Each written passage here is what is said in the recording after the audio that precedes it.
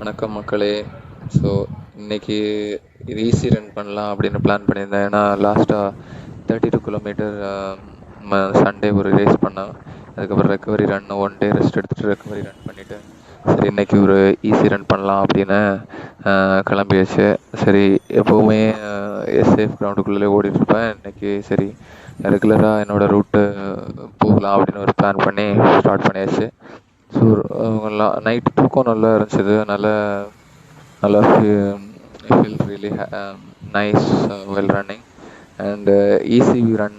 So ரொம்ப ஈஸியாக இருந்துச்சு. ஈஸியாக இருக்கிற மாதிரி வச்சுக்கிட்டேன். லைக் ஹார்ட் ரேட் கொஞ்சம் ஏறிச்சுனாலுமே டவுன் பண்ணிக்கிட்டு ரொம்ப ஒரு ப்ளசண்ட்டாக என்ஜாயபுளாக ஓடினேன். ஸோ ரன் பண்ணதே தெரியாத மாதிரி இருக்கணும். ஸோ ஈஸி ரன் எப்போவுமே அப்படி தான் இருக்கணும்.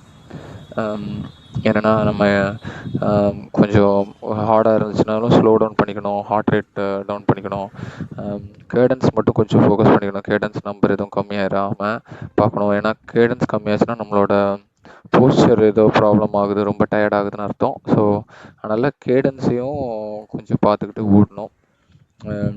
ஸோ நல்லா ப்ளசண்ட்டாக இருந்துச்சு. நைஸ். அப்புறம் easy run felt easy. So easy run ரொம்ப ஹார்டாக போச்சுன்னா அது ஆக்சுவலாக அது ஈஸி ரன்னே கிடையாது. உங்களுக்கு அந்த ஈஸி ரன்னோட பெனிஃபிட் கிடைக்காது.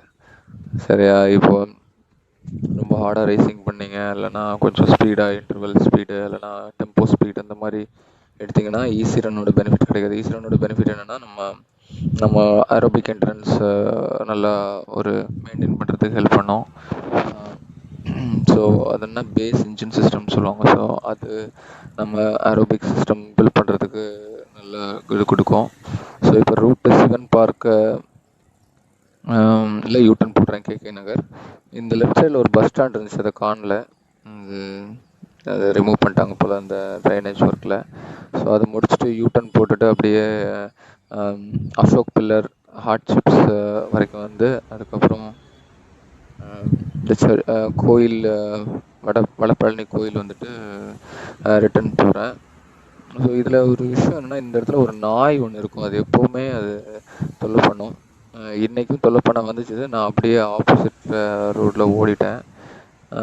இங்கே பாருங்கள், பாவம் போல் படுத்து கிடக்குது பாருங்கள்.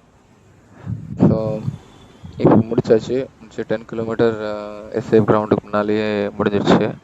அதுக்கப்புறம் முடிச்சதுக்கப்புறம் ஒரு 10 புல்லப்ஸ் எடுத்துகிட்டு ஒரு 30 புஷ்அப்ஸும் எடுத்துகிட்டு அந்த டே முடிச்சாச்சு. So it was a nice run. If you like a running video like this, follow me for more.